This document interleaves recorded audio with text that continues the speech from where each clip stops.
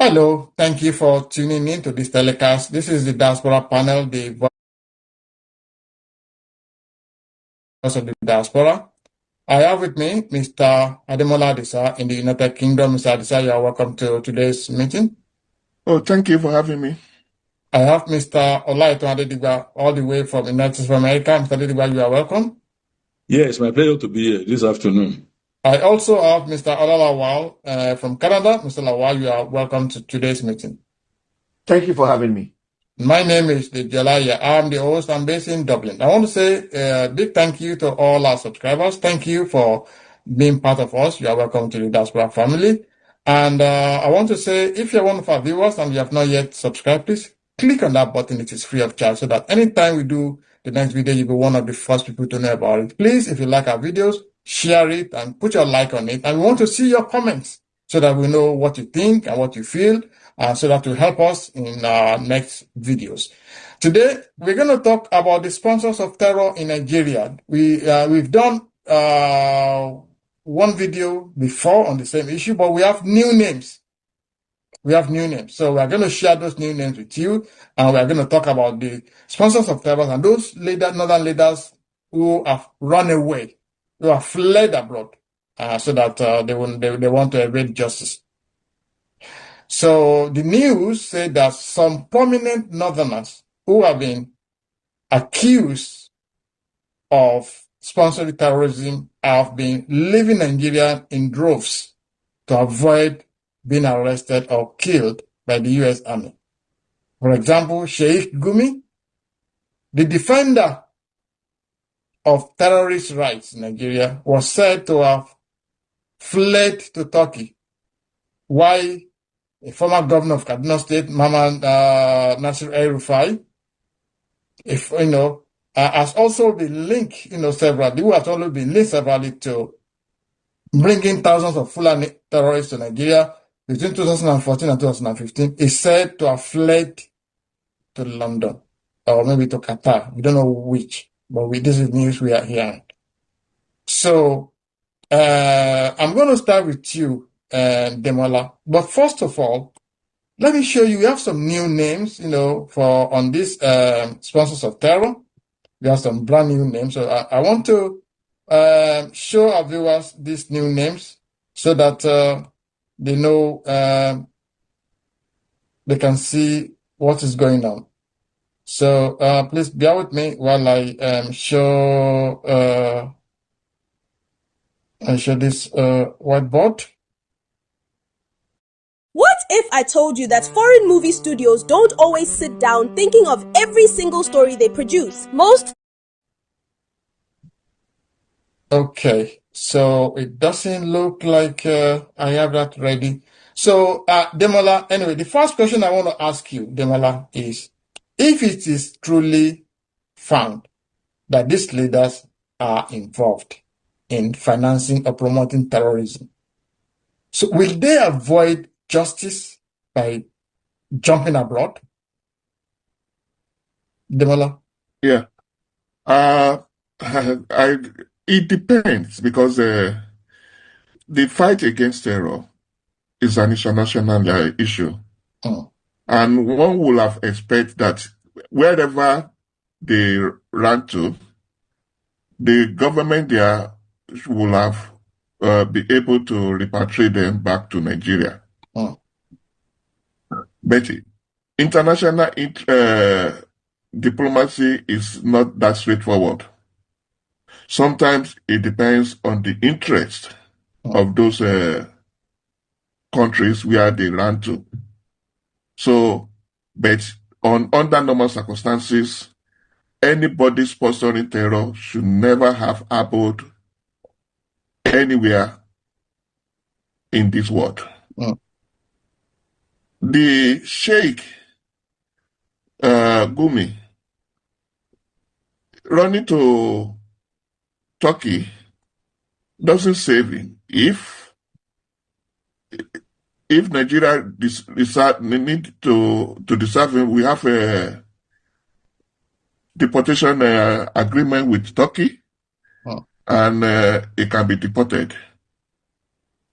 The same thing is air refi. Either it will run to Qatar or to UK, it can also be deported if there is ample evidence that they are truly financiers. But from all indications, it looks as if they are accomplished into the financing and encouragement of terror. There are other agencies, 21 other financiers were also identified. Not only sponsoring specific, but also often some of them even participate in the act of terror. And he collaborated with a seized Bureau de Change, who have been also been blocked or liquidated. So the act of a sponsor, because the core of solving this problem is to stop the finance. Because if you stop the finance, then they will not be able to arm themselves. They will not be able to pay or lure people into their act. So the tracing and going after the money and the sourcing of the financiers is the main ingredient for controlling and stopping this terrorism. So the government is quite right going after the source of finance for terrorism, including those POS people that are, because they also have POS, and I really appreciate the government or the CBN making sure that this thing is now being monitored through GPS. So I believe this is a good law, and exposing them is exposing and show that the government is really serious about fighting criminality in Nigeria. Thank you. Lighton, so what do you think? Please unmute yourself.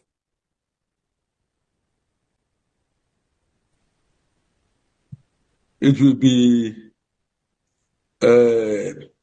insincere on the part of Gumi to say that the casket they saw, all this stuff they saw, it's a fake one, that there is no human being there. And not only that, the sponsors of the coup, the sponsor of the terrorism in Nigeria, when they were caught, they said they found on them dollars they are giving them. They found those people who normally give their wife money while they are in the field fighting Nigeria. Those people normally give them food. All these people, they should identify them. Make sure you do some arrest. Prosecute them. When you don't prosecute people, you don't jail anybody, you don't do anything, the terrorism will still continue. Because Nigeria, we are fond of doing something. Once you are there, right, you are at the top. Like this civil defense man who was caught, or guy at the top. When you are at the top, you are untouchable. But the moment they make people to serve as a deterrent, you are the financier. They trace the money to you that you finance these people. Then, if need be, maybe they should be executing them, or they jail them, right? Their penalty, they give them their penalty. But when you don't do all this penal code, you don't administer it. Nobody will serious about fighting. You are just risking the lives of the soldier people. I mean, all our military people. You just risk their life. But make sure you kill some people, or you jail some people, right? But you don't do anything. You are just leaving them. Everything continue filter. The money they chase to them, you don't collect it. You don't do anything. Nigeria, to me, the Nigerian government, they don't seem to be serious about fighting terrorism. It is not only you when you build support, you have this is the case. Then you want to solve this problem. You don't build support for the problem. You are just doing it on the top, right? So we are not going anywhere. Okay. It don't protect us Yeah, as a serious person. I think if we look at this in its entirety, what we're experiencing is a total lack of governance on behalf of the Nigerian government in dealing decisively with terrorism. I mean, this is the reason why a lot of Nigerians, after Trump's November 1st tweet, seem to support, a foreign government coming in to do the needful because they have not seen the same level of effort from their own government.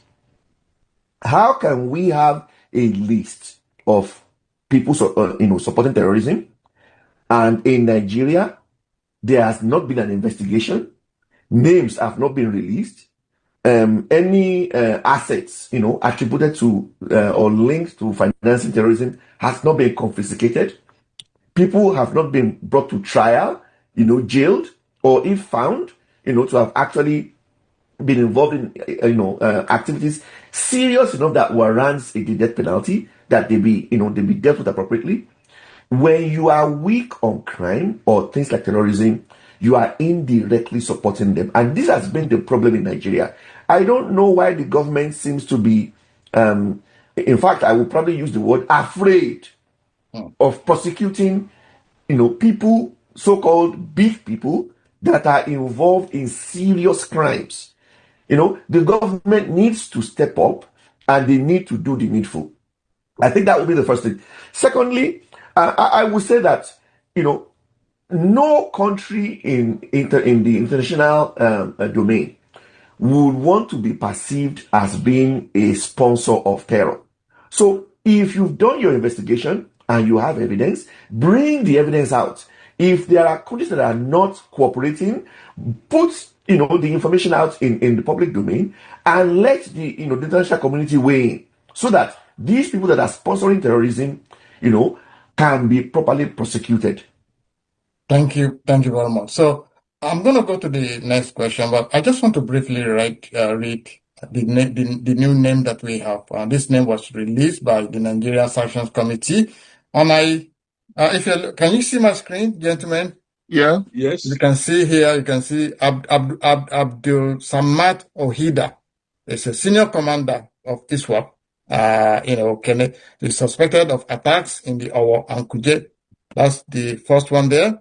So, and then you can see number 2 is one Mohammed Sani, who is a member of Ansaru. And that's his number 2. And you can see that, oh, I think I missed that. Let me go back into the image. Bear with me a moment. Let me go back to that image again. The image is trying to run away, but no, it's not going to run away. Yeah, there is Abdurrahman. Yeah, so there's Abdurrahman. Yeah, okay. This is the third one. And there's Fatima Ishaq, financial courier for ISWAP in Kenya. There is Tukur Mamu. Tukur Mamu, this is number 5. Allegedly under ransom payment for ISWAP. There is Yusuf Ghazali. This is in number 6. Yusuf Ghazali reported to own businesses cited in the UAE court, transferring terrorist fund.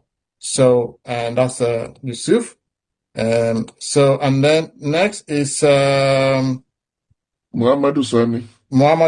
Sani.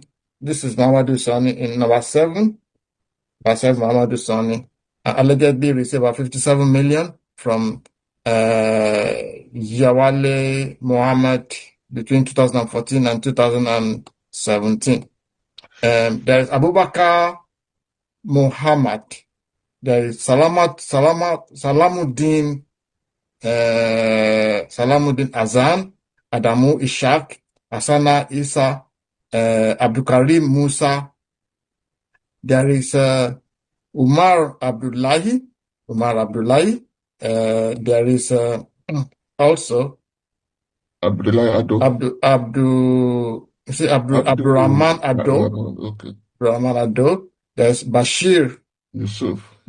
There is Ibrahim Al-Azam. There is Mohammed Isa. There is Saliu Adamu. There is Surajo Mohammed. There is Fanami Bukar. And the last is Muhammad Musa. So, let me ask you, Demola. We have all these names, and the government is aware of these names. These are, sponsors of terror. These are people who are facilitating terror. Why are they not brought to justice? As you could ask, is that something the government is afraid of? Yeah. Over the years, we have been hearing about, we know these persons, we know them, we book them to account. And sometimes they will tell you, we have 21 sponsors of terror. They will never mention their names. The list you are having now is because of the pressure from Trump that make them publicize this lane of these financiers. They have all these names before Donald Trump threatened to invade Nigeria. Now, they have published these names. These names are out now, but we have not seen any justifiable action towards their prosecution. And why is this so? From all indication, all these names are people from northern extraction. The sacred cow that have been established in Nigeria is still operating. If these names are southerners, they will have been arrested and start prosecuted by now. Most of the leaders that are supposed to do the needful in the prosecution of these people are northerners, and they are military men. So they are complicit in this issue of terrorist financing and supporting.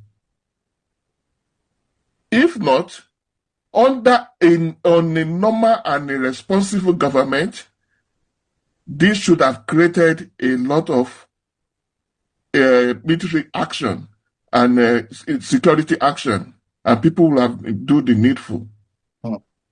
So it's not that they don't know them. Then this list may even be a tip of the iceberg. There will be lots more. The same thing is the 11 bureau to change. The bureau to change that were also identified. Nothing is being done. So the government need to show sincerity of purpose to the international community that they are really serious to stop all this terrorism and banditry in Nigeria. Thank you. Lighton, what do you think? Yeah, Nigeria should be serious about stopping terrorist financier. If we want to stop terrorist financier, the list said to them why Buhari was there, why General Buhari was alive, they should go back to the list. Those people that the DSS, they have the list with them. They should make sure that all these people, they should call them to answer for all the atrocity they committed against the country. Right? Why the 13 people in United Arab Emirates, nobody touch anybody in Nigeria. Right? So these are the areas we need to look at. Nigeria should they have the names. We have the names of these people. Could call them to question them. Anybody found one thing, it should be jailed. Why are you using? We accepted Muhammad General Buhari was Muslim, part of them, right? While he was alive, but The government, the new government, the government of Tinubu, what has it been doing? This is going to take the third year now. What have you been doing about all these people? You don't do anything. And one thing more, I want Nigeria to know this. The angry man, hungry man will be an angry man. These people, they should boost support for them. People are hungry. When you give them small money, they are prone to criminality. They will want to go about. They want to go and commit whatever they want to commit. The various activities. When you can't. People who are hungry from morning till night, they've not eaten, they've not doing anything. Give them $200. They will go to any extent to go and kill whoever you want them to go and kill. Even if their father, you give them gun and kill your father. He will be ready to go and kill his father. Right?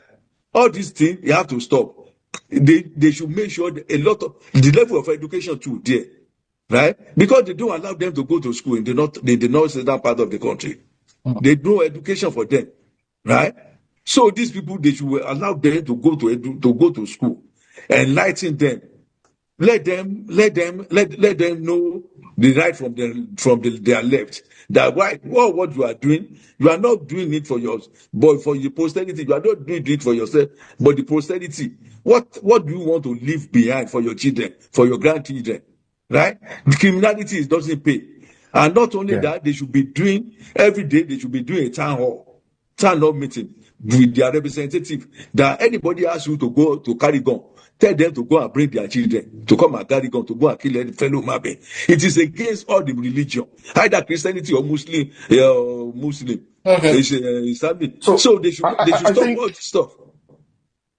I agree largely with a lot of what Mr. Adedigba said. I think there are two things I would like to point out. The first item is that the reason why the government, in my opinion, has not released this list is that this list are just foot soldiers. The people who are the real powers behind terrorism in Nigeria are people that we all know in society that we likely will never believe are involved. If Nigeria's government does not prosecute a big fish, the government will never be seen as being serious in tackling terrorism, and it will not send a signal to big people behind big crimes that they are untouchable. So I would tell, and I'm making a statement to the federal government of Nigeria, prosecute one big fish, and you will be surprised at the amount of intelligence that will come forward, the amount of information that will come from that will help the government to apprehend other big fishes in the pond. That's the first thing. The second thing I want to bring attention to is that if you look at the list that you just showed, there is a woman there, Fatima Ishaq. Her job was to distribute financial support to the widows of dead fighters. Now, I want you to think about that for a minute. So, these terrorist organizations are so sophisticated and are so loyal to their members that even deceased members, their family is guaranteed financial support. What has the federal government of Nigeria done for the soldiers that are in the forefront of fighting terrorism? What has the Nigerian government done for people in these communities that have been displaced, to show them that they care about them, that the government will fulfill its responsibilities, its constitutional responsibilities to these citizens? Nothing. So we can see that all of this it's trailing up from bad governance. The terrorist organizations have demonstrated that they are able to do a better job, and Nigeria's government must stand up to that challenge and tell its people and tell the international community that there will be a better government and they will root out terrorism. Thank you very much. So just one more question before we go. We just have about 1 minute left. So I just want you to comment on something that I think is very, very hilarious to me. And so Sheikh Gumi said openly that those coffins that were buried in the Middle Belt, that they were empty coffins. There were no people in those coffins. that these leaders in the Midwest, they made everything up. That nobody was killed, that the terrorists were living peacefully with their neighbors. I find that very comical, very hilarious, and I think, Demola, do you think that Shegumi has lost his mind? I don't find that type of statement hilarious. It's unfortunate, it's irresponsible, and it needs to be dismissed and rejected at all levels. Sheikh Gumi has portrayed himself as a supporter of the oppressor. And from his acts and his utterances, he has portrayed himself as an aider and abettor of terrorism in Nigeria. Nobody that is saying that is trying to prevent terrorism should be seen in that position to castigate or undermine the reality of the effect of terrorism in Nigeria. This is unpalatable, and it needs to be brought into order. This is not a good thing to say. Thank you. So, Lighton, unmute yourself, please. Sheikh Gumi must be on weed for saying that. You are the one that was collecting money from the federal government to go and give to the bandits. The bandits, you negotiate between the bandits and the federal government. You give them money. You said they are disgruntled. That is why they stay in the bush. They should be providing for them. They should do this. They should build support for them. But you stop people killing people, acquiring their land, killing them, sending them to campground, right? Displaced area. And you are now saying that it was empty coffin that they are burying. It should be on weed for saying that. I mean, why he was saying that? It's wrong of him. A lot of people are dying. A lot of people were killed. Right? Nothing happened. Thank you So very that's much. my point. No. Yeah, you're welcome. Shukwa, please unmute yourself. I think Sheikh Gumi is a known documented terrorist sympathizer. I have never seen any video of Sheikh Gumi making, or asking for any assistance for victims, ever. I have never seen any video of Sheikh Gumi, asking for, some kind of relief for victims. His advocacy has always been for terrorists. So it tells us how dark and delusional his mind can be. My prayer for Sheikh Gumi and for all of the other supporters of terrorism is that may the good Lord reward each and every one of them according to their works. Thank you very much. So on my own part, I think the federal government needs to invite Sheikh Gumi. He needs to be interrogated. There's a lot he can tell the government. He seems to know these terrorists. He knows their finances. He knows who they are. He knows where they are. He can tell the government a lot about them. And he seems to be somebody, a person of interest that the government should be talking to. And that's where we're going to end it today. I want to say a big thank you to Mr. Olalawal from Canada. Thank you so much for coming. Thank you for having me. And Mr. Olaiton Adedigba from United States of America, thank you for coming. It's my pleasure to be here. And Mr. Ademola Adisa from United Kingdom, thank you so much for coming. Oh, thank you. It's nice being here. And for me, the Jolaya from Dublin, we'll see you again in the next video. And in the next video, we're going to be talking about the military generals of Northern Extraction who have gathered themselves together against President Bola Tinubu. We're going to be talking about that in our next video. Thank you and goodbye. God bless you.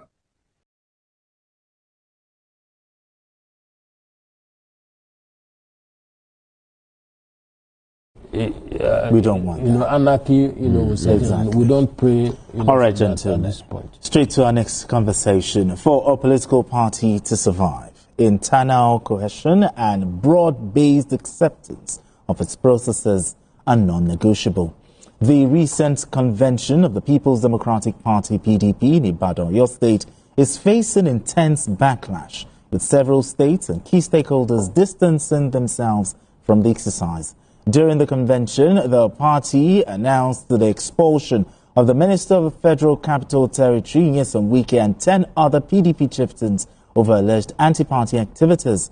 Reports indicate that Wike's camp, as well as 4 other state chapters of the PDP, have rejected the purported expulsion of members. Okay, BK, since Saturday when this convention happened, all sort of comments, But how will the... Maybe, I don't know if it was there. I guess it should. Okay, but because this all right, but the thing is, how will the PDP survive the deluge of first the court cases and the backlash, arising from this convention? Well, as it is, I don't know the magic the party wants to deploy. Yeah, I've listened to arguments from some lawyers who were in support of the Ibadan Convention, and part of the argument was that one, the Electoral Act did not expressly state that INEC must monitor because of the way the paragraph was couched. But you see, we all know because you see, in any society, there's what we call norms, there's tradition, and these things, they have been happening. Now, if all of a sudden you are not realizing that INEC was not necessarily needed to be there, why were you insisting on having INEC in the first place? It means that you know that there is a defect if INEC does not monitor. That is one. Two, apart from the first Federal High Court ruling by Justice Omotosho, there was also another one by former Jigawa Governor Sule Lamido. Now, I hear some people argue that your court cannot interfere in internal affairs of the party. Yeah, the Supreme Court ruling. No, you see, look, my understanding, I'm not a lawyer, but my understanding of that ruling is that if, for instance, both of us are of party A and we have issues with our primaries, a member of party B cannot go to court to challenge what transpired. It would be described as a meddlesome interloper. Yes. But as a member of party A, I can challenge the process if I am not satisfied with what transpired. Yes. And so to that extent, you cannot bring issue of internal party. In any case, the laws are meant to be obeyed. In the Sule Lamido's case, what the court is saying is that the party has not obeyed these rules. The party has not obeyed this constitution. Because Sule went to court with the issue of fundamental human rights. You are denying him the opportunity to contest. So... Tired of boring robotic AI avatars? Meet HumanPal, the first ever AI video creator with live avatars that walk, talk, and move naturally. No more stiff, standing-only talking head avatars. With 800 plus lifelike voices in every major language, your message now speaks to anyone, anywhere. Upload your own audio or just type. HumanPal does the rest. No actors, no mics, no green screens. Create vertical or horizontal videos for YouTube, TikTok, sales pages, or client projects, all under one roof. And here's the best part, no monthly costs. Make unlimited videos for personal or commercial use. Step into the future of content creation. Try HumanPal today and let your avatar do the talking. And I was listening to my elder brother yesterday. He said, by today, we will know who owns the power, who will go to Wadata. Wadata house. The Anyanwu camp have issued a notice of a meeting to hold in Wadata. The meeting is supposed to take place tomorrow, Tuesday. So let's wait and see what happens. Let's see where the other group, will operate from.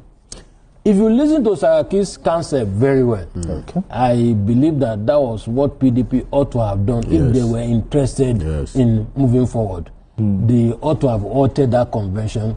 And it has happened before. If you recall when Alimodu Sharif, was the chairman and they had issues, they went to Port Harcourt with the intention of holding a convention. Yes. And because of this kind of crisis, they couldn't hold the convention. That was where the idea of setting up a caretaker committee led by McCarthy emerged.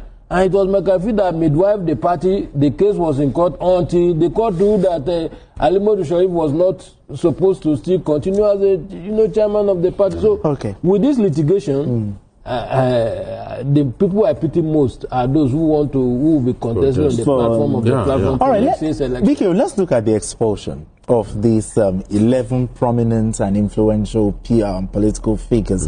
Where in the PDP constitution did the party derive the powers to expel these influential figures? I don't. When you say the party, you should be saying the faction. Because whether we like it or not, this is a party factionalized, a party fractured right down the middle. They are saying there are no factions. If you hear them, they say there's faction. Do you believe? They are saying that the fact that they are the ones saying it, but it doesn't mean that is the truth.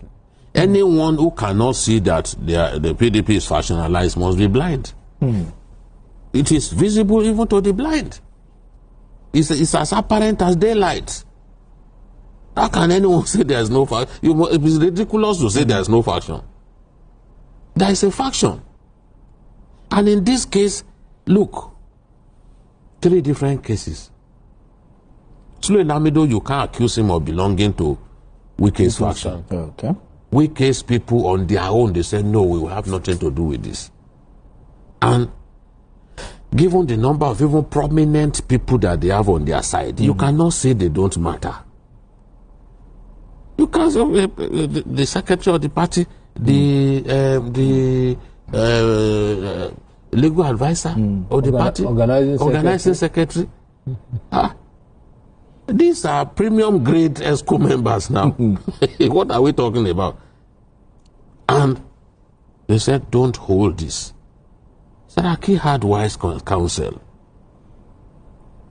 Saraki's own desire is to see some level of rapprochement take place. And after that, we can have a proper convention. Because at the end of the day, you disobeyed the order of the court to the fact that you should not hold the convention. You went ahead and held it. You didn't set aside that order through a superior court. That means the order subsists. And when you fail to obey the order of the court as it has happened, whatever you did,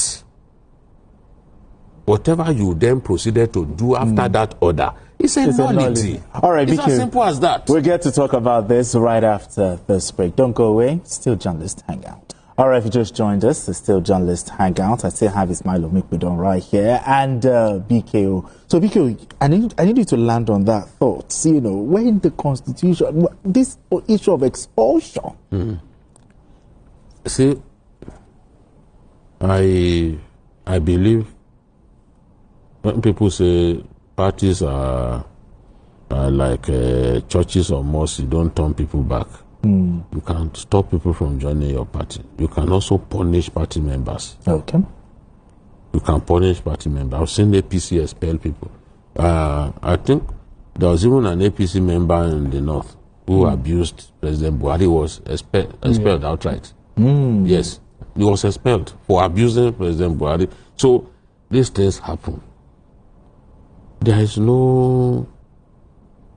Every group you expect that, okay, there will be a body of rules to guide people's conduct. Yes. You can't say, for example, that, okay, I'm a member of this party, I slapped NWC members routinely, I'm slapping them. You think they will keep that person? No. They won't keep the person. They will find a way to send that person packing. But the thing is,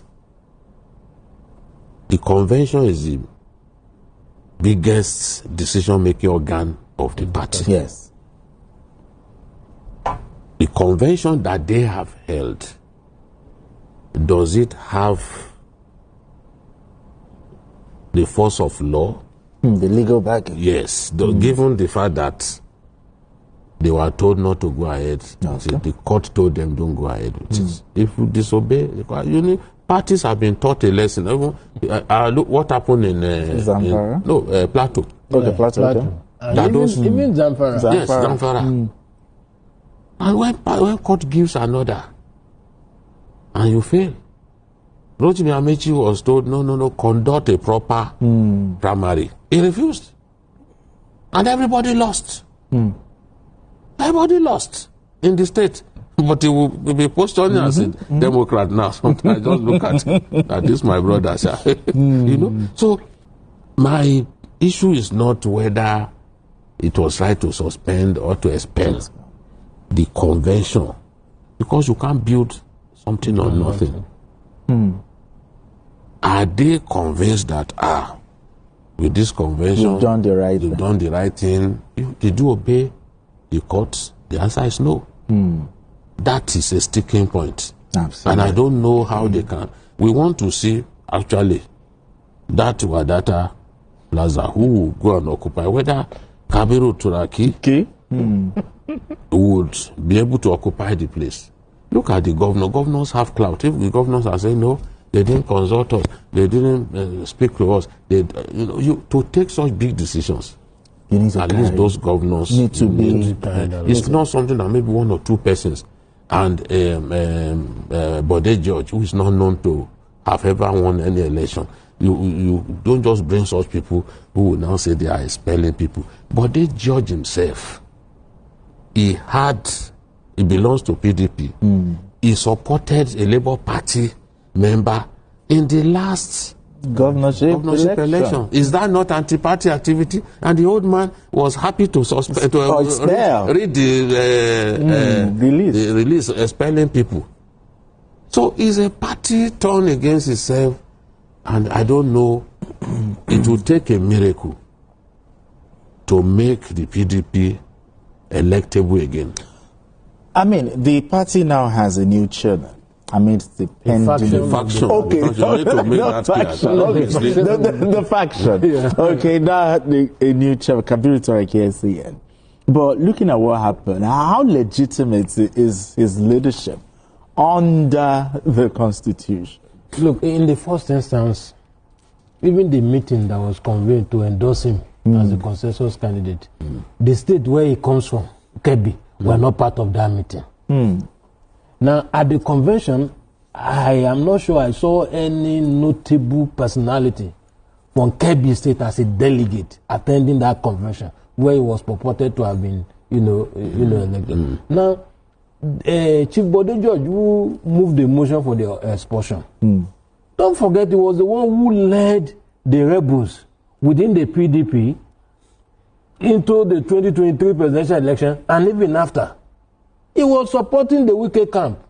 He was supporting Otom and Co. So ordinarily, what changed? He should also be served. He should be part of. He should be expelled. They should put his name. Because he was the one who led them into. He led the rebellion. The rebellion against the party. Now, some governors have dissociated and to tell you that there is crisis. Governor Fintri, who was the chairman of the convention, who was at the convention, immediately issued a statement to say he was not party to that decision. Governor of Plateau, Mutuan, also dissociated himself from that. And this is the first time the governors will be having divergent views over this matter since this crisis started. What impact will that have, on the unity of the party moving forward? I'm just telling you that in the past, the governors, even though they are not too pleased with certain decisions, they have always pretended to be together. This is the first time two of them will be coming out to dissociate themselves from a decision taken. So that simply means there's a crack in the wall of the governors' forum already. So I don't see how, and you see, people forget that ambition is God who gives power. Sure. And because if you look at it, it's all about self-interest. Not about the party. No, it's not about the party. The only reason why they are afraid of Sule Lamido is that those of them who want to pick the party's presidential ticket and the running mate believes that with a Sule Lamido, they may not be able to have their way. Because Sule Lamido is a principled politician. And so whatever you want to do, fiercely loyal party. You have to put it on the table. You have to be sure that this one will benefit the party. All right, gentlemen, we need to go on a quick break right now. And when we return... Maybe no one told you this, so let me be the first. You are not too late, you are not behind, and you are not unqualified. You can start working for foreign companies abroad right now with just your smartphone. These companies need script content and stories, and writers like you, you're in demand. Imagine getting paid just to type words that persuade, entertain, or explain. Imagine finally having a skill that gives you freedom. It's real, it's possible, and it's waiting for you. All you have to do right now is to click on the Learn More button around this video right now to join the live training that will show you how you can start writing for these companies. And welcome to another edition of Issues with Jide. Here we'll talk about actions and inactions of those who shape our political and national landscape and how these impact us positively or otherwise. I'm Ibrahim Shita. Today on the show, President Tinubu wades into Wike military land tussle, and Makinde gains upper hand in battle for PDP as National Convention gets underway. In the course of the program, we take your questions, but first subscribe to our YouTube channel and drop your questions in the comment section. It's important to mention that we can only take or read comments with human names and the ones based on the subject matter. I have joining me via Zoom the maestro himself, Babajide Kolade Otutoju. Good to see you, BKO. Yeah, good to see you, Ibrahim. Good to do this with you. And I say a big welcome to our esteemed viewers. That's right. In the midst of the dramatic confrontation in Abuja's Gadua district, where FCT Minister Nyesom Wike clashed with Lieutenant A.M. Yerima and his naval unit over a fiercely disputed plot of land, leading to a viral standoff that highlighted tensions between civilian authority and military protocol. What do you make of President Bola Tinubu's swift intervention, reportedly ordering the removal of bulldozers and sliding with the armed forces to restore peace? Yeah, the president wisely moved in to de-escalate the situation. It does not mean that it will not permit the investigations to continue. The president would want to be properly briefed before taking a decision on the matter. So right now, when tempers are still flaring, when clearly Nigerians are still displeased with the way the minister spoke to a citizen, it doesn't have to be a soldier to be spoken to with respect, with dignity. So no person in government has the right to call another person a fool, especially somebody who was doing a job assigned to him. Yes, we can argue that it is not the responsibility of the military to serve as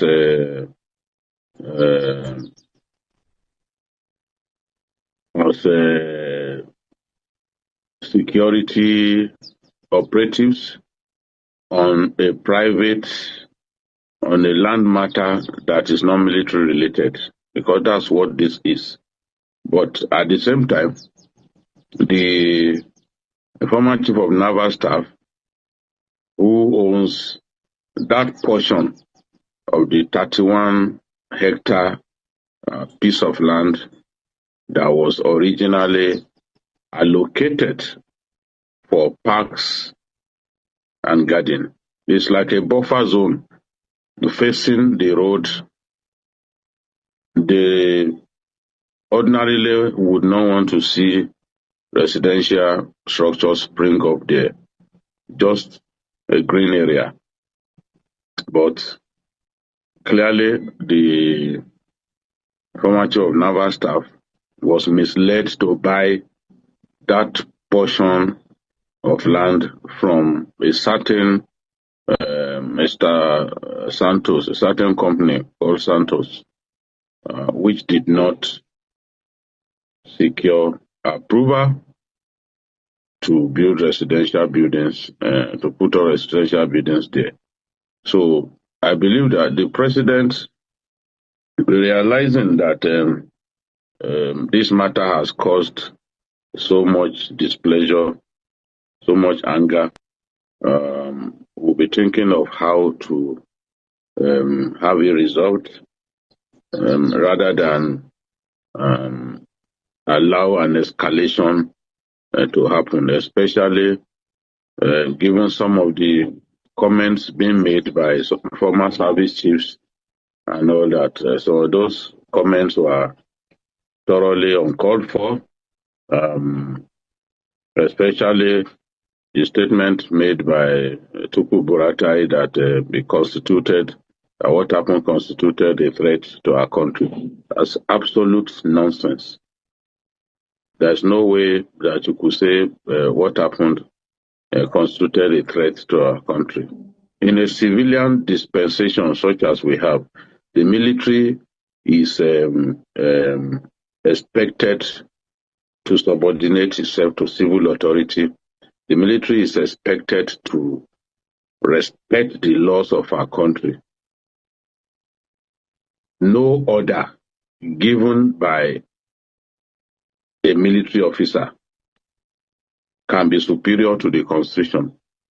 And if the Constitution says an individual is in charge of allocation of land and all that, no order given by a military officer can countermand that, because Wike, no matter his excesses, derives the power to supervise land matters, to take decisions over land matters from the Constitution, because ownership of land, administration of land matters is vested in governors, and as the FCT minister is like a governor and he has the power to administer land matters. I've read a lot of things that people are saying. There have been Supreme Court judgments that clearly stated that no order given by a military officer can be superior to the letters of our Constitution. It is important that people know this, because we need the armed forces to know their limits in our country so that we can minimize excesses. People get beaten up by soldiers, sometimes even when they're on their rights. I've seen a naval rating kill someone in broad daylight. He brought out his service pistol and killed a civilian in broad daylight here in Lagos. So some of the people who are busy hailing the military and saying that when somebody insults a soldier, that person has insulted the armed forces, they are saying nonsense. If by the same token, you can also say that if we insult a journalist, then you've insulted all journalists in our country. We can also take it further to say if we insult a policeman, that you have insulted the entire police force. It does not work like that. There is no law that recognizes an insult to an individual soldier as an insult to the entire armed forces. I wonder where Nigerians get some of these claims that they make all over the place. One thing is certain: the president will not want to see an escalation, and I understand that the president has told the minister that he shouldn't have spoken in the way he spoke. I have complained a number of times about the Minister of FCT. He opens his mouth and talks just anyhow. Here is a boy that he could easily give birth to. Your default reaction to not being allowed to enter the premises was simply to call the boy a fool.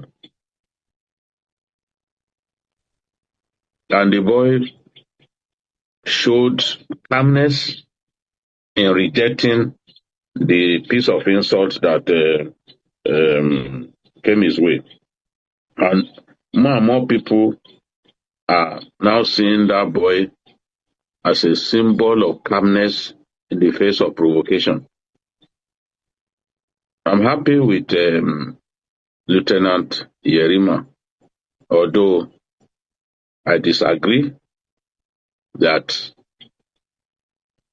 he should have been placed where they placed him. That facility should have been guarded by the police, not the military. We misuse the military too much in our country. We see soldiers guiding smugglers,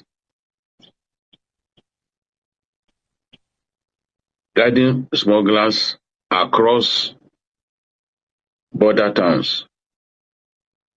We see soldiers providing security for moneyless.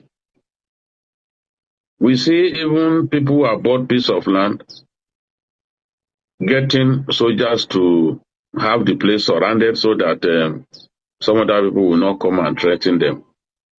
For a country battling insecurity, for a country that has not defeated the Boko Haram insurgency, this is not how to use our armed forces.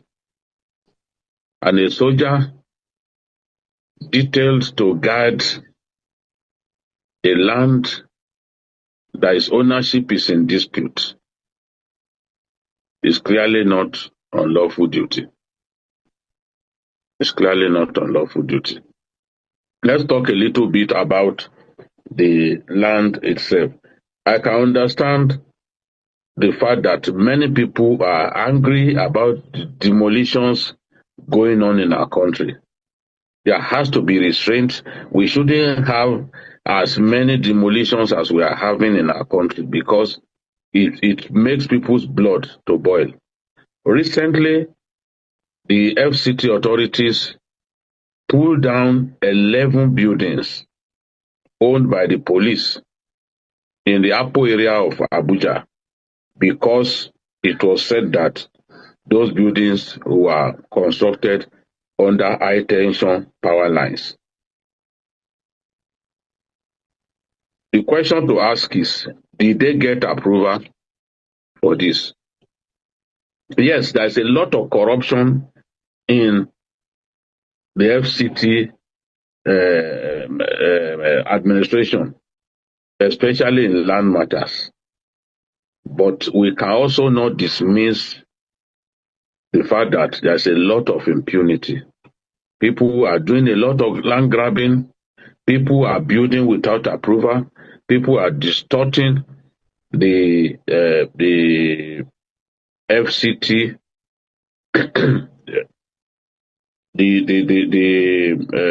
what's it called of the FCT? People are distorting it. The way the whole the federal capital has been designed. People are building on drainage channels. People are putting buildings where buildings were not designated to be erected. So it's the master plan of the FCT that has been under siege because of the activities of not just some unscrupulous land grabbers, but the activities of some indecent people working within the FCT administration. So I can understand that there are issues around that. But in this case, let me also support what I said earlier with what Falana said. He said The officer violated the law by guarding private property while claiming to act on superior orders. Those orders were unlawful. He also made the point that civilian authority supersedes military authority in military authority in a democracy. That's absolutely true.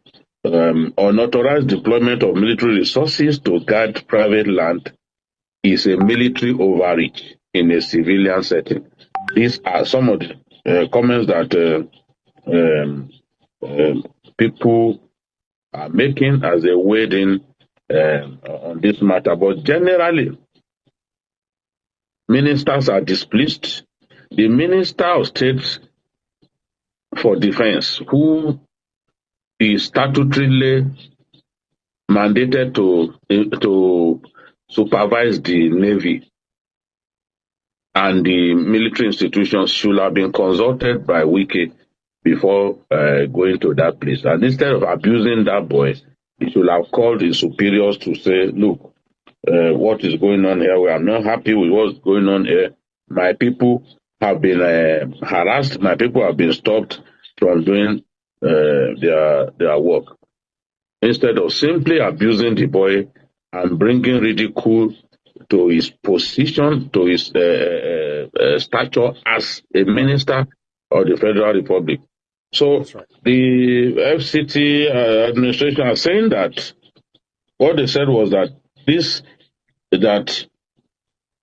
when they were told to produce documents in respect of this land, that they produced an 18-year-old letter of intent from the Department of Park and Recreation. And the argument is that the letter of intent does not give legal rights of occupancy. Neither does it give approval to continue to construct structures on the parcel of land, and it does not they did not also provide a detailed technical proposal, nor list of agreement given to them. They're saying that your plan has to be approved. They will look at your design approval and ensure that that design fits into the master plan before you can be given the right to continue to build. So if you bought a piece of land from someone who got an initial approval to use the place as park and gardens, and the person decided to sell the place to you people with the intention of having you build houses there, you are not going to get an approval. That's right. To even start building after you paid for that piece of land, you need to get approval. That's what I'm saying. Our people do not like compliance, especially when people believe that they are strong, they are big, they don't like compliance. These are the things leading to this kind of disagreements. There have also been complaints that powerful people, including people in the military, who grab land from other people and simply deploy the military or police, making it impossible for their victims to access that land. Nigerians have to be dispassionate in responding to all of these issues. And I'm happy that some lawyers have really hit the nail on the head that, yes, Wike has his issues. He has his issues. Was he responsible to abuse the boy in the way he did? He has to show decorum every time he goes out. He has to show decorum. He has to respect people. He has to talk to people with respect. He has no right to abuse any citizen of our country in the way that he did to that boy. But the fact remains that he had power over land matters. All right, but he also has to show fairness even in the exercise of his powers. And from my findings on this piece of land, the former chief of naval staff had not done the right thing. He should have secured the approval of the FCT authorities before proceeding to build. And if they step forward and told you that, look, you are not supposed to build here, you have no right to use the armed forces to intimidate them, they are just doing their work. I was told that a director was beaten and severely injured in this same Abuja because they went to attempt to stop a building project that was being carried out. No, you have to allow people to do their work. That's right. Without being intimidated by the military. That's right. Let me take some comment very quickly because of our time. Vigo Chima says, how can the military be in subordinate to the civilian leader because we are not in military regime? Not to talk of, okay, he's saying that how can military be made subservient or how can military disrespect the civilian leader because we are not in the military regime, not to talk of a retired officer using army to protect his land, humiliating a governor and minister. Adams Mohammed says, sir, there are decorums expected from public servants and military officers representing Nigeria and Nigerians at large. Kehinde Adedeji says, I'm sorry, I'm disappointed with BKO for not seeing the threat of these incidents just weeks after a coup where remnants still remain in the force. We are still in a fragile time.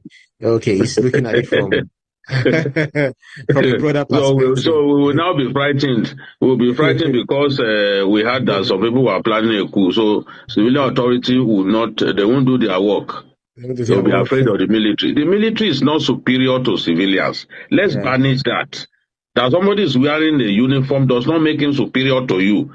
Yes, we have the years of military rule, does not make us inferior to the soldier. Come on, let's so because we heard that there's a coup, then they will be afraid to do their work. You can blame Wike for being irresponsible in the way he spoke, but they did nothing wrong by going to that place. They did nothing wrong. Why? Right. Okay, since this whole thing began, why have they not provided the building approval that they got? The key documents that they needed, they don't have it. Let's not be supporting people blindly. The biggest mistake when starting a business is investing all your money in a complex website. GoDaddy allows you to create a beautiful catalog for your products and engage directly with your customers. After you publish your page, click on the share button and post your show and bio link to all your social channels. Simplify your online presence with GoDaddy Show and Bio.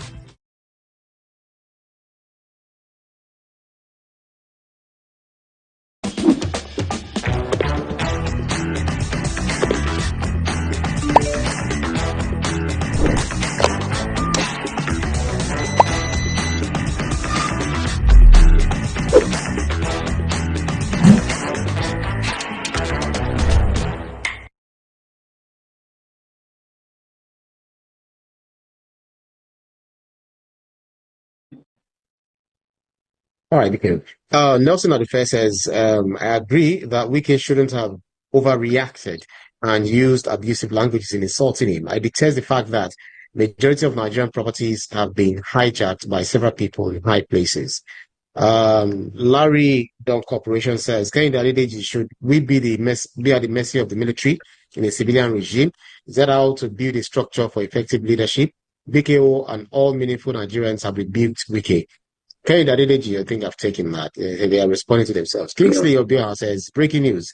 By saying of Wike, 10 others expelled from PDP. Oh, okay, we'll get there. I don't understand what you're talking about. Okay, so that's about it for this. Let's change tack by looking at our second topic because of our time. Looking at the PDP National Convention, kicking off today.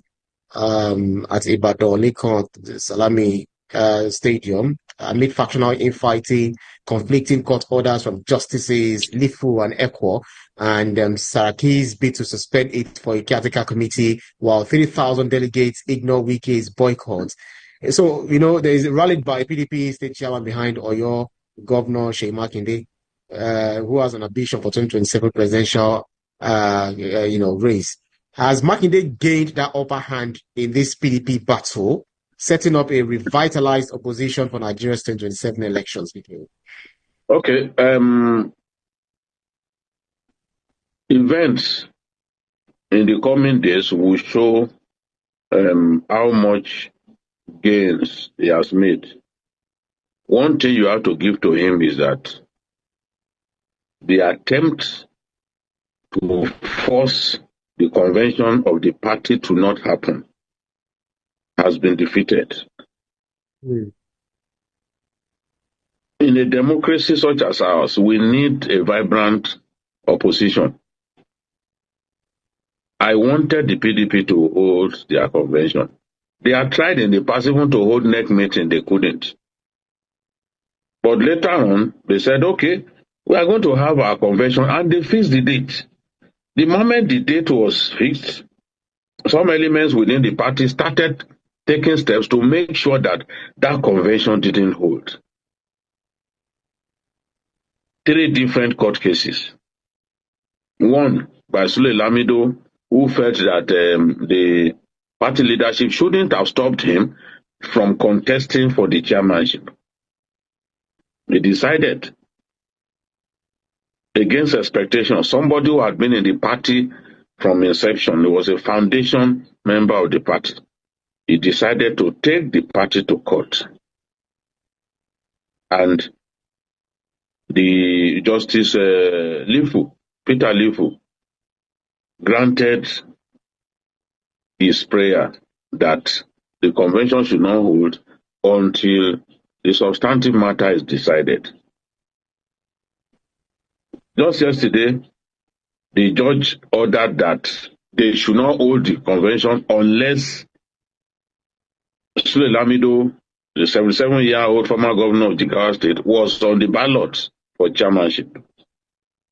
That's right. In the case of there's a second court case involving Wike's loyalists in the leadership of the party. That is, those are people like, I'm talking about people like Anyanwu, Samuel Anyanwu, the secretary of the party, the organizing secretary, and the legal advisor, the national legal advisor. They went to court. They got the court to stop the convention. That is Justice Omotosho.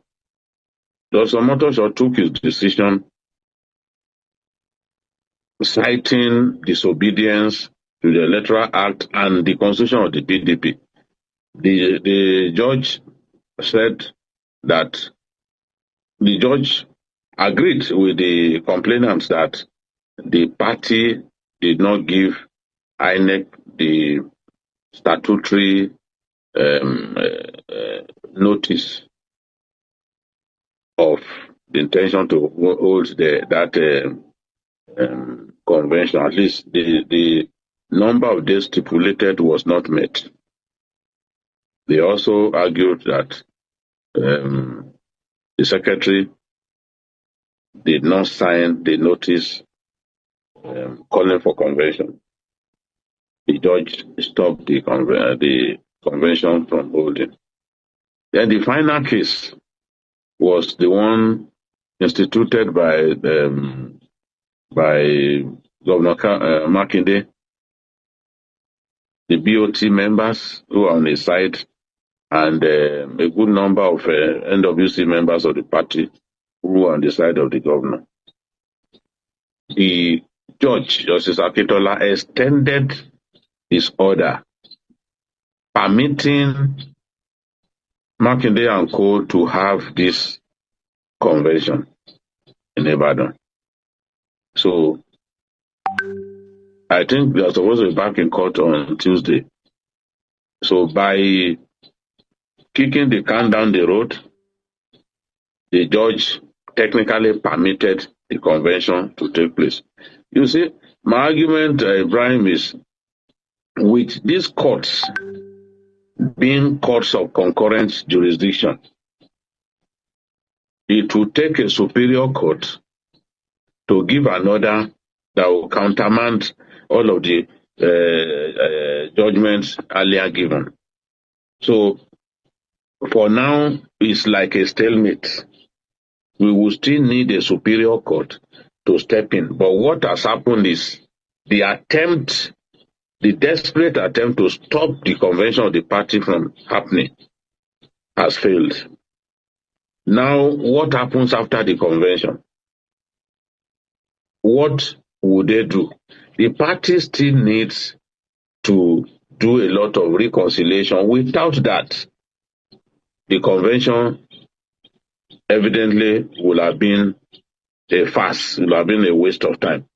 And we have people like Saraki who wanted more time so that they can reach aggrieved persons. They didn't want the convention to take place. I can understand why Saraki didn't want the convention to take place. He felt that it would have made sense to reach out and try and get more aggrieved party members on their side before going to do this convention. The convention in which some of their sitting governors stayed away, how much impact will that convention have in the grand scheme of things? The party has been so decimated that the crisis in it has made it extremely difficult for it to be electable in the coming days. Then the absence of the INEC at this convention also potentially renders what they have done a nullity, except the court will pronounce that with or without the presence of INEC, that what transpired at the convention was valid. So these are the issues. Makinde and others want a situation in which they can bring in Saminu Turaki to lead the party. That would be a good decision because Saminu Turaki would then be seen as a new broom. As a new broom, because it will be a clear departure from the past. A clear departure from Damagum, a clear departure from the leaders that they had in the past. So, in my view, this could be a good step. But even Sule Lamido was complaining that they didn't want him to contest. He has himself to blame. Sule Lamido he attended the meeting of the ADC, the meeting of the coalition. At the time when the PDP said they were not going to join the coalition, that they believe that they are strong enough to win elections on their own. So how do they then trust you? How do they trust you as a leader if you went against the decision of the party to not join the coalition? And you were saying you were photographed with them. So they do not trust him anymore. I can hardly blame the leadership of the party for the decision they took about Sule Lamido, because he had no business as a loyal party man attending the meeting of the ADC when the party already announced that it was not going to be part of the coalition, that it fancied its chances of winning winning elections the way it was. So this is the situation that the PDP is in. It's a 2-day elective convention. Events will still unfold tomorrow, but Makinde has lighted a candle against the wikis of this world, who desperately did not want the PDP to have a convention.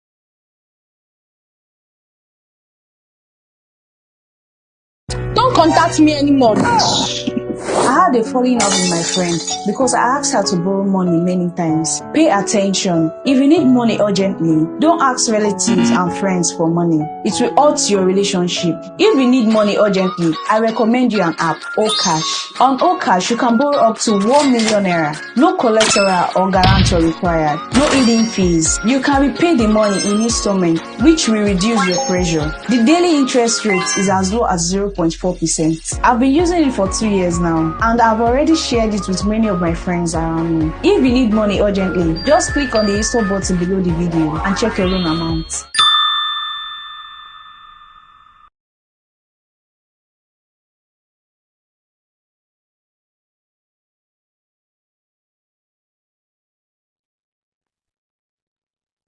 Right. Let me see one or two comments here. We have Sheriff Shueton. Let's agree with what you said. Should Wike have turned up the way he did and conducted himself that way? Simply put, okay, I think he's still reacting to the old one. Sheriff Shueton says, no, Adebanyo says 2 governors were absent at the convention.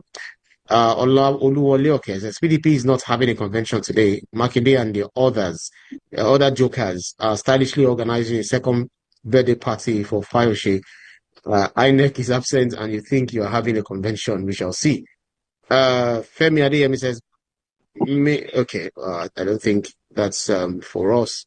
Let me also look at this comment. Funsho Latunji says, if PDP is serious about 2027, then Makinde is the energy they need. The old guard has run out of ideas. Helen Nwanfo says, Makinde controlling the convention is not the same as unity. If Wike's camp feels cheated, this party will scatter again. Watch. Okay, Tola Adeyemi says, this convention should decide whether PDP is going to be a serious national party or just a WhatsApp group for disgruntled politicians. People and their mouth. So, Bike, very quickly, because of our time, now, amid the PDP National Conventions of holding drama in Ibadan today, where supporters wave banners for Goodluck Jonathan and Bala Mohammed as 2027 presidential and VP hopefuls. And then we have loyalists flooding the venue. Flooding the venue, tipping Mohammed as a key figure and absentees like Saraki opt for Ayo Fayoshe's birthday bash instead. As this early joking for power unified that fractured party or exposed its vulnerabilities to rivals like the APC? Very quickly, became. No. What is happening is many people are distraught. They are disconsolate about the way things are going in the PDP. Many people have one leg in and one leg out. One of his governors, Abu Kefas, will be defecting to the APC on the 19th of this month. And it's possible that one or two more governors would join him on a later date. So if people like Bukola Saraki are staying away, it's because he offered the suggestion. He was made chairman of the reconciliation committee, but he didn't achieve much. And then he suggested, let us put this convention aside first. Let's try and resolve things. I'm surprised that they couldn't convince someone like Sule Lamido, a die-hard PDP person, an extremely fiercely loyal PDP person. I'm surprised that they couldn't convince him to drop that court case. You can accuse Wike of all kinds of things against this party, but with Sule Lamido also playing a big part in getting the courts to stop the convention of the party. You cannot blame Wike alone. At least Sule Lamido does not belong to any faction. He was just fighting for justice on his own. And what would they have lost if they allowed him to take part in the convention? You can allow him to take part and stop him from winning. You use your clout to stop him from winning. So I think that it wasn't really an excellent decision to stop a fiercely loyal party man like Sule Lamido from contesting. You complain about the fact that you saw him at the ADC meeting. You can trash out such an issue. But the deed has been done, and the center can no longer hold for the PDP. The way it is fragmented, is fractured, and it is in a very weak state, making it extremely difficult for it to be electable in future elections. Every time you enter the market now, you come out asking yourself, how did things get this expensive? Nigeria's cost of living is rising non-stop. But while things are getting tougher, something interesting is happening online. Foreign companies are paying people here to write story ideas for them. It's one of the few side incomes that doesn't drain your energy, and it pays in dollars. The lucky thing for you is that right now, we are hosting a live training that will show you how you can learn this skill and start working for these foreign companies. All you have to do right now is to click on the Learn More button below to join the live training.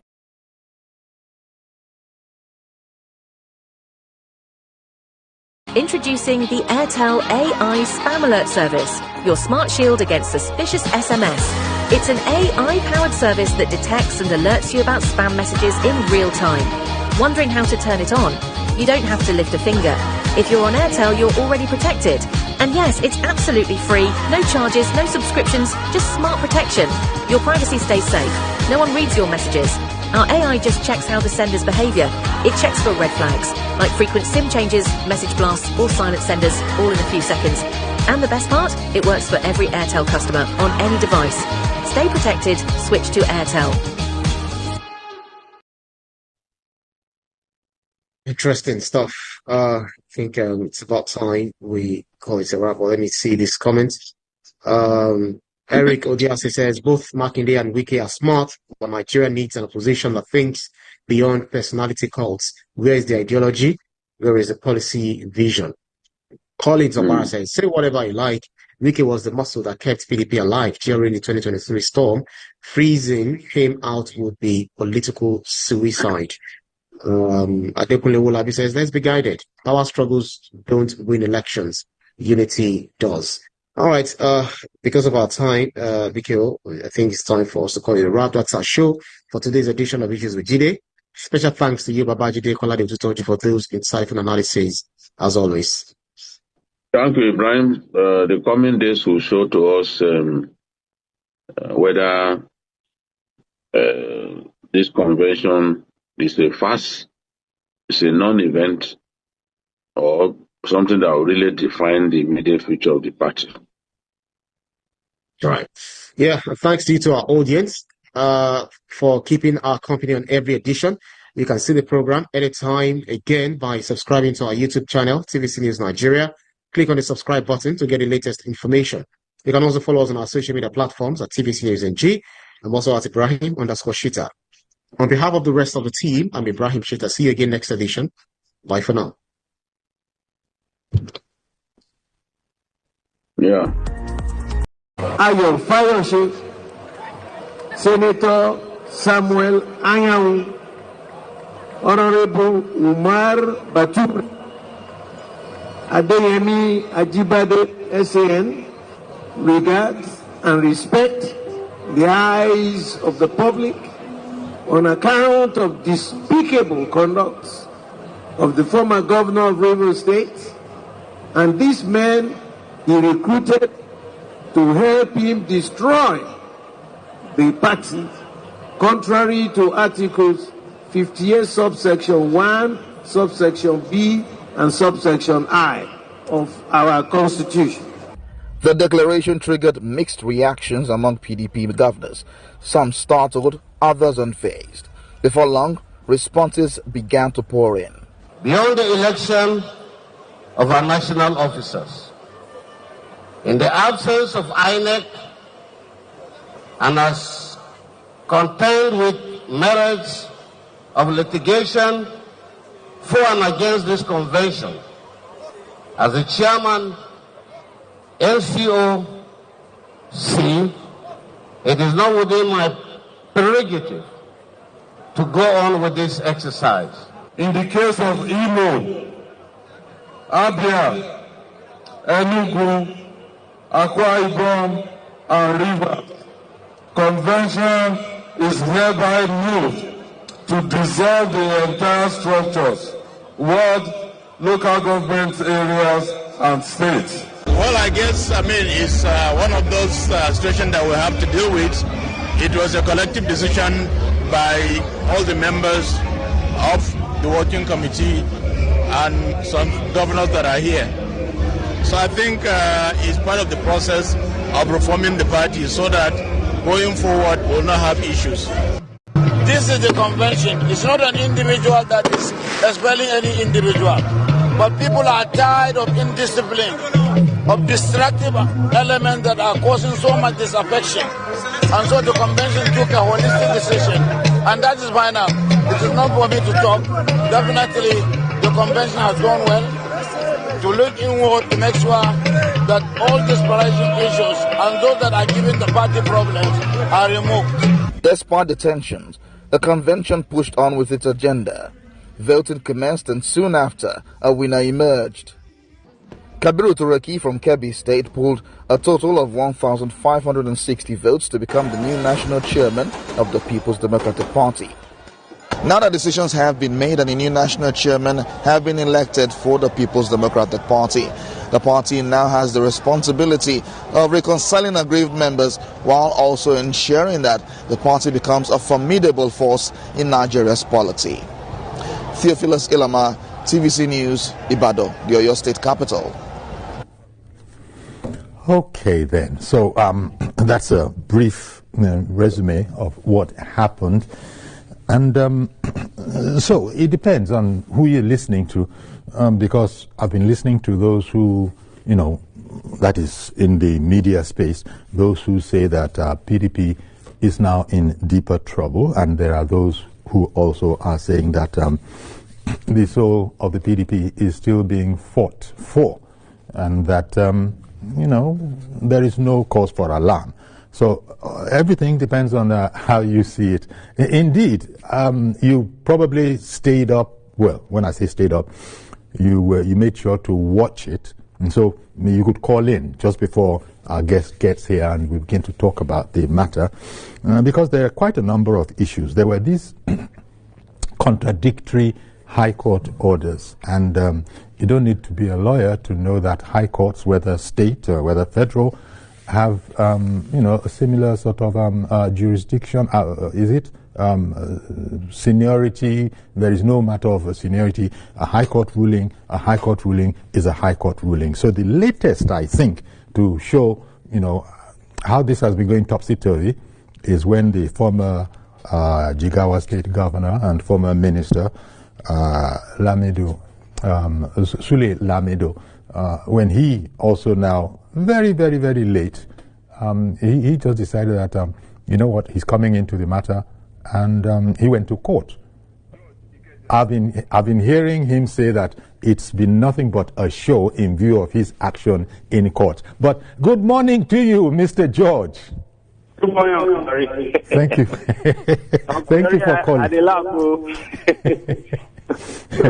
This drama that is unfolding is an interesting one. It is. What lies behind what you do is what counts in life. These people in PDP have never really been serious about governance. They are crying, the president wants to make Nigeria a one-party state. Hollywood-level animation from your photo? What if your photos could perform like actors? Talking Photos AI makes them stars of the show. Imagine any photo talking, singing, and even dancing with cinematic quality. Talking Photos AI brings this power to your fingertips with advanced AI that creates lifelike animations from any image. It's perfect for storytellers, brands, or anyone who wants to make unforgettable content. Experience Hollywood-level animation for yourself, all for a one-time price, no monthly fees. Try it now at Talking Photos AI. even now, we don't have any opposition. What I hear from the so-called opposition members is abuse. Abuse is not opposition. Let them take a government policy, critique it, and tell us why their own idea is a superior one. They should take men fund and say, this is what is wrong with it. If I were the one, this is what I will do. This is how I will do it better. Let them take the unification of foreign exchange and the removal of first subsidy and tell us, if I were to be the one, this is a better way I can do it and get a better result. We don't hear things like that. All they are saying is abusing somebody, this is that. Those are, it's not opposition. So what they are doing now is to go into extinct by not wanting to listen to voice of reason and by not obeying the laws of the land. A court says, do not do something because of this and that. You went to another court that will tell you to do it, even though it is not a court that is superior. How do you do a country like that?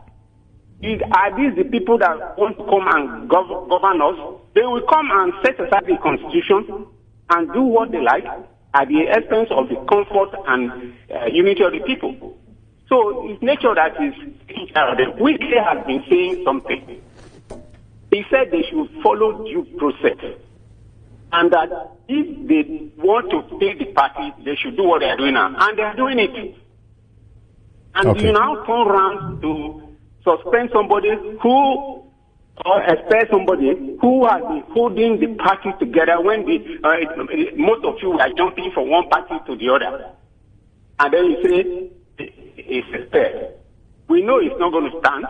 We know it will be about the end of the PDP. And if they are not careful, a lot more will happen beyond party politics, that many of them will be politically sentenced. That's what is unfolding. Yeah. And it's unfortunate. We don't have opposition. We have other parties that can play the role of opposition. Must it be one party? Must it be PDP? Even the other ones, you don't hear people coming out and show intelligent arguments that show that this person or this party is more capable. Have you heard of it? I have not. That's where we should be going when we talk about opposition, not just having the party in place that cannot offer anything. What they have done now is that they have given a clean slate to President Tinubu for a second term. And I, being one of his supporters, I'm happy with it. Good morning. Good morning, and thank you very much, Mr. George.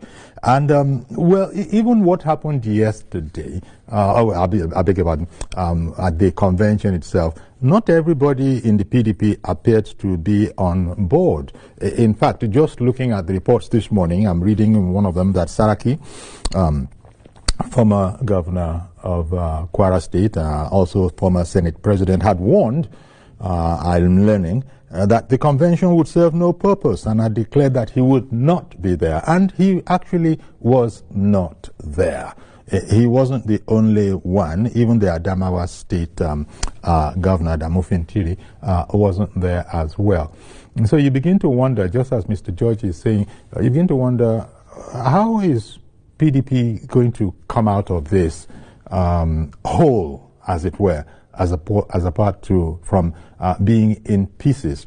So that's what we have for the moment, and quite frankly, it remains to be seen how PDP is going to claw its way back out of this. There also is the point that INEC was not present. INEC was not there, and yet, as you know, INEC, has to be notified, informed in good time. These things, there are guidelines for them. You have to inform INEC, I think something like 30 days, if I'm not wrong, before the actual event, that this is going to be happening, and then INEC will be there. As it is, going by the regulations, that INEC wasn't there. There are those who are arguing that nothing happened really in the eyes of the law, over the weekend. Nothing happened because if it didn't happen according to the guidelines, then it just didn't happen. In fact, I think that is precisely the ground that former Jigawa State Governor and Foreign Minister, that's exactly the point he's standing on, and he's calling it something of a show. It was something of a show in that nothing is going to happen. Okay, let me take Ade, who has called in from the UK. Good morning. Good morning, Ade in the UK. Okay, good morning. Yes, go ahead, please. Go ahead. Yes, I can hear you now. Okay, like I said today on one TV in Abuja, the one BK is not the problem of PDP. It's Atiku. When the southern governor have a meeting that they should go into the south, according to their constitution, PDP constitution, but Atiku hijacked it and say he wants to belong, when it was the turn of the southern part to produce a president. So that is where the problem starts.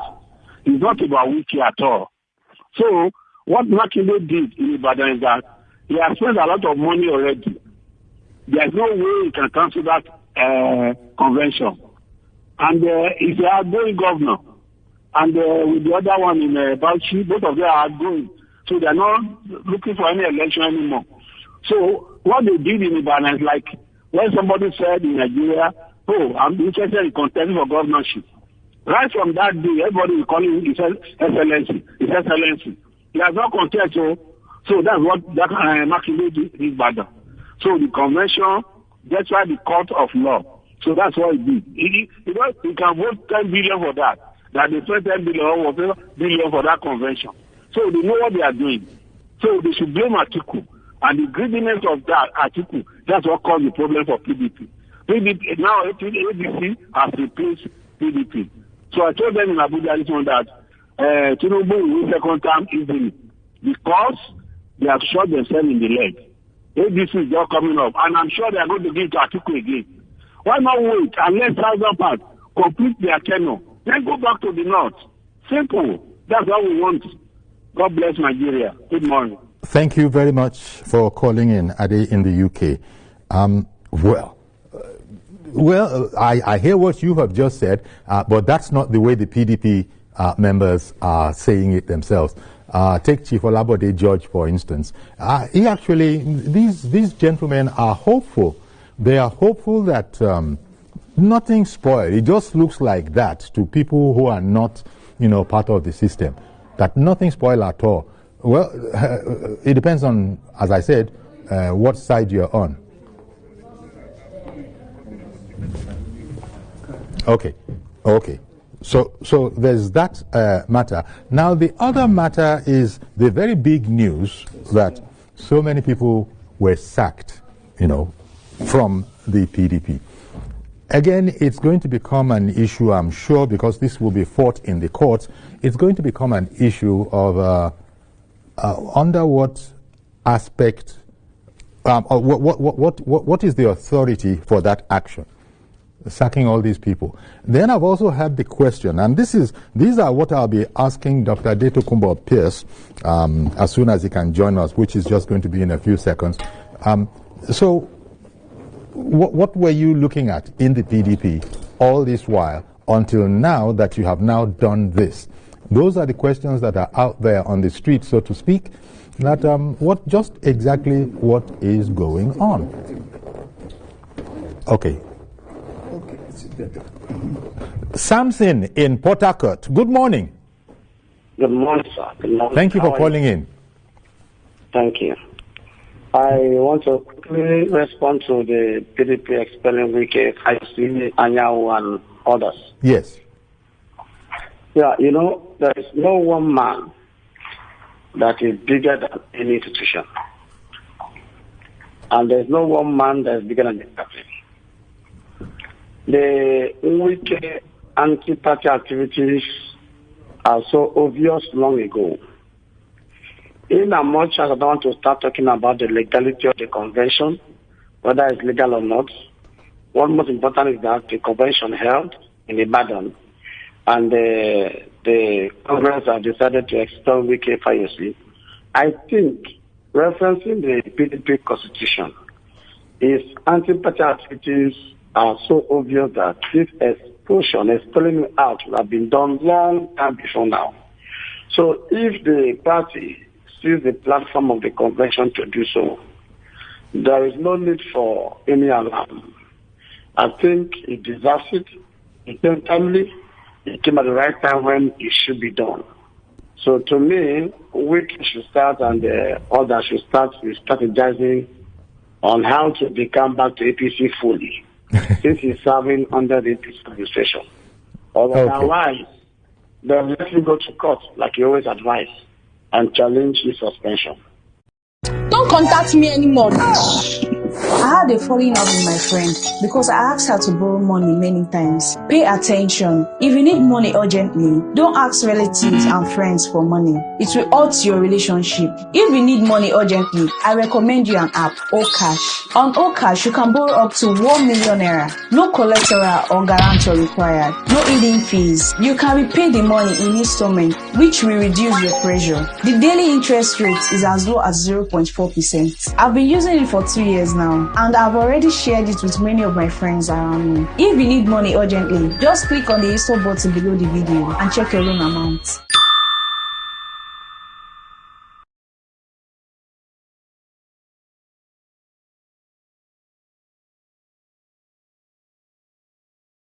This suspension. Thank you very much. Thank you very much. And nothing coming. In fact, I think I did see him. I saw him on social media somewhere saying that he's not who is he afraid of? If he wanted to join the PDP, I mean the APC, this very moment, there's nothing debarring him from doing so.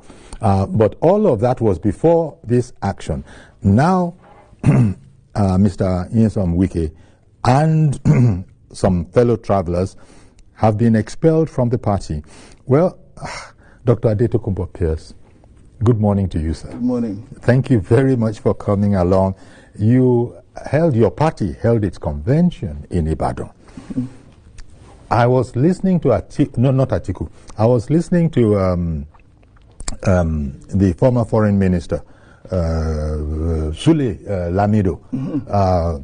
Who, when he was being asked about the event, you know his central role in the crisis. When he was being asked about the event, he was correcting the interviewer that you continue to say a convention held. You can't say a convention held. It didn't held because these things are properly defined. They are legally defined. Mm-hmm. No convention held. And for anybody to say that a convention held, he can be in contempt of court because he has an action in court that has, struck out the idea of that convention.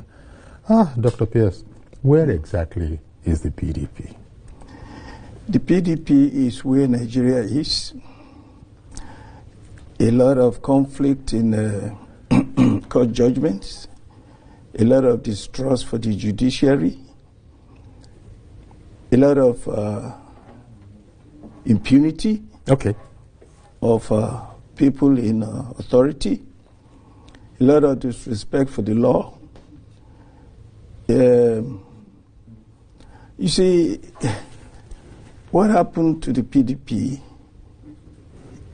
is very simple to understand. You have the authority of the party in the National Working Committee of the party. Mm-hmm. And then you have people who say they will do whatever they want. That's what Wike did, and that's what caused all the problem.